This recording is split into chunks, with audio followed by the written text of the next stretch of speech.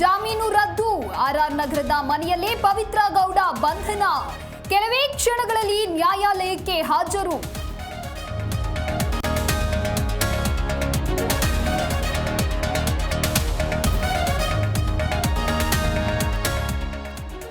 ಕೋರ್ಟ್ಗೆ ಶರಣಾಗಲು ದಾಸನಿಗೆ ಸೂಚನೆ. ಕೆಲವೇ ಕ್ಷಣಗಳಲ್ಲಿ ಪೊಲೀಸರ ವಶಕ್ಕೆ ಡೆವಿಲ್. ಅನ್ನಪೂರ್ಣೇಶ್ವರಿ ನಗರ ಠಾಣೆಯಲ್ಲಿ ಆರೋಪಿಗಳು.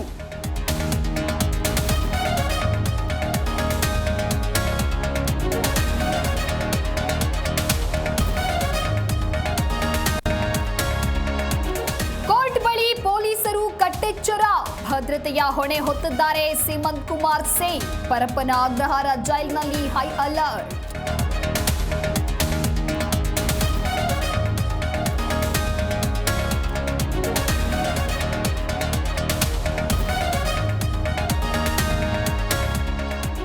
ಸುಪ್ರೀಂ ತೀರ್ಮಾನಕ್ಕೆ ಗೌರವ ನೀಡಬೇಕು.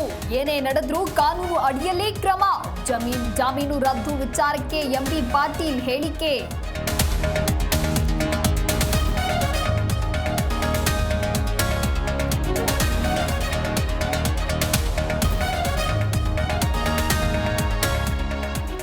ಧರ್ಮಸ್ಥಳದ ಎಸ್ಐಟಿ ತನಿಖೆ ಹಿಂದೆ ಷಡ್ಯಂತ್ರವಿದೆ. ನಮ್ಮ ಪರಂಪರೆ ಹಾಳು ಮಾಡೋದಕ್ಕೆ ಹೊರಟಿದ್ದಾರೆ. ಡಿಸಿಎಂ ಡಿಕೆ ಶಿವಕುಮಾರ್ ಹೇಳಿಕೆ.